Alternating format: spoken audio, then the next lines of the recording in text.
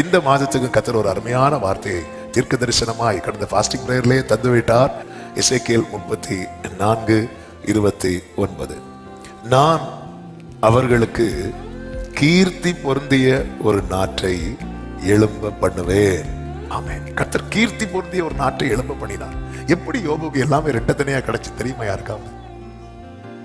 ஆமென். யோபுவின் சிறையிருப்பை கர்த்தர் மாற்றினார். அவனுடைய முன்னிலைமையை பார்க்கலாம்.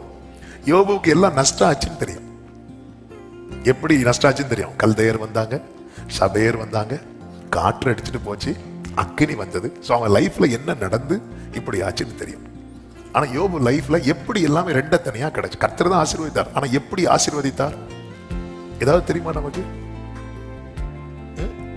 தெரியாது. யோபு கிட்ட கேட்ட இதுதான் யோபு சொன்னார். அவருடைய ரகசிய செயல் இது நடந்ததுக்கு அப்புறம் எல்லாருக்கும் தெரியும்.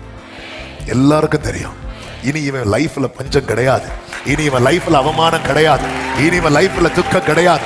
இனி இவன் லைஃப்ல சாம்பல் கிடையாது. இனி இவன் லைஃப்ல எத்தனை பேர் விசுவாசிக்கிற இந்த காலை வேளையில கர்த்தருடைய ரகசிய செயல் என் கூடாரத்துல ஆமென் சொல்லுங்க பார்க்கலாம். இந்த 9ஆம் மாதம் 1ஆம் தேதி காலை வேளையில வலது கரத்தை உயர்த்தி சத்தமா சொல்லுங்க.